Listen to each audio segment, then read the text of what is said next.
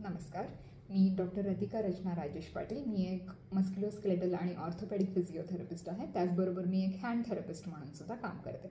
आज मी तुम्हाला माझ्या फील्डबद्दल म्हणजेच फिजिओथेरपीबद्दल थोडी माहिती देणार आहे. हा व्हिडिओ थोडा स्पेशल आणि थोडा लाँग असू शकतो, पण तुम्ही हा व्हिडिओ पूर्ण ऐकावा अशी माझी जरूर इच्छा आहे, जर तुम्ही तुमची हेल्थ ॲज अ प्रायोरिटी ठेवत असाल तर. ठीक आहे. सो फिजिओथेरपीमध्ये आम्ही मेनली एक्झरसाइजेसचा वापर करून तुम्हाला बेटर करण्याचा प्रयत्न करतो. त्याचबरोबर आम्ही एक्झरसाइजेस, मॅन्युअल थेरपी, काही मोडॅलिटीजचा वापर करतो, काही टेक्निक्स आहेत, काही स्पेशल टेक्निक्स आहेत ज्याचा वापर करून तुम्हाला बेटर बनवलं जातं. सो फिजिओथेरपीमध्ये मेडिसिन्स हा प्रकार नाही आहे. मेडिसिन्स सोडून तुमचं एक्झरसाइजेसशी हे डील करतं. सो फर्स्ट फील्ड जे आहे ज्याच्याबद्दल मी बोलणार आहे ते म्हणजे मस्क्युलोस्केलेटल आणि ऑर्थोपेडिक फिजिओथेरपिस्ट, ज्याच्यामध्ये मी मास्टर्स केलेलं आहे. सो ते फील्ड म्हणजे तुमच्या बोन्सशी रिलेटेड, तुमच्या हाडांशी, मसल्सशी, नर्व्सशी, टेंडनशी रिलेटेड काही प्रॉब्लेम्स असतील त्याच्यासोबत डील केलं जातं. एक्झाम्पल म्हणजे बॅक पेन आहे, नेक पेन आहे, नी पेन आहे, बरेचसे डिजनरेटिव्ह कंडिशन्स आहेत ज्याच्यामध्ये तुमची हाडांचं घर्षण होऊन हाडं ठिसूळ होऊ शकतात.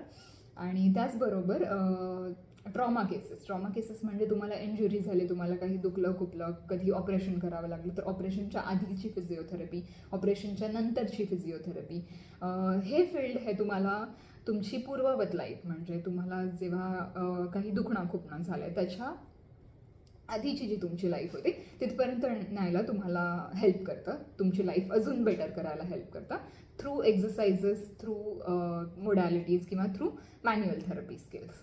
त्यानंतर आपली नेक्स्ट फील्ड जी आहे ती म्हणजे पीडियाट्रिक फिजिओथेरपिस्ट. सो हा सुद्धा एक फिजिओथेरपीचा भाग आहे आणि तो म्हणजे लहान बाळांशी निगडीत फिजिओथेरपी. पीडियाट्रिक म्हणजे लहान बाळांशी निगडीत फिजिओथेरपी.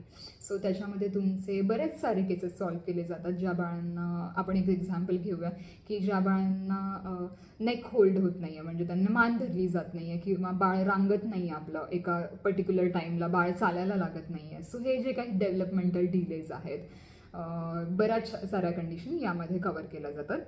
त्यानंतर आपलं आहे अडल्ट न्यूरोफिजिओथेरपी. सो अडल्ट न्यूरोफिजिओथेरपीमध्ये एक्झाम्पल द्यायचं झालं तर मोस्ट कॉमन म्हणजे तुमचं पॅरालिसिस नंतर, अटॅकनंतर जी फिजिओथेरपी दिली जाते तुम्हाला बेटर बनण्यासाठी, तुम्हाला तुमच्या ज्या काही दैनंदिन जीवनातल्या ॲक्टिव्हिटीज आहेत त्याच्यामध्ये तुम्हाला बेटर केलं जातं.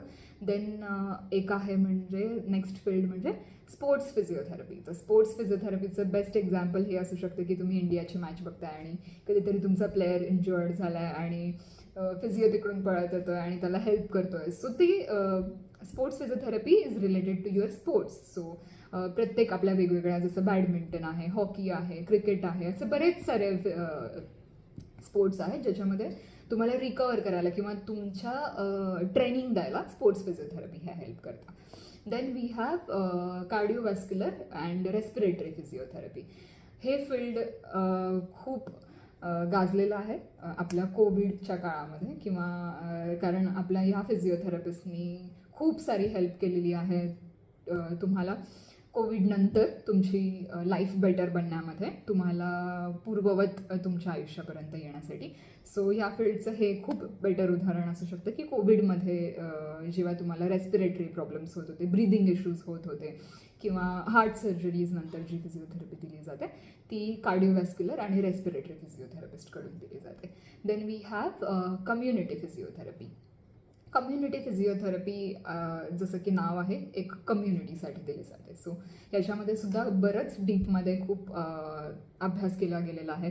आपल्याकडे IT वर्कर्स आहेत, त्यांच्यासाठी वेगळी फिजिओथेरपी आहे. आपल्याकडे ओबेसिटी आपण म्हणतो की जसं की थोडं जाड आहात तर त्याच्यामध्ये एक ग्रुप ऑफ लोकांना फिजिओथेरपी दिली जाते.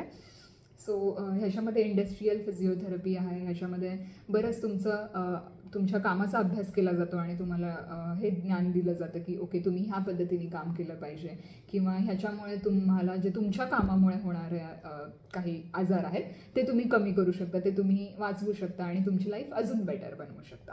सो आपल्याकडे जीरियाट्रिक फिजिओथेरपी आहे, जे वयोवृद्धांना हेल्प केली जाते.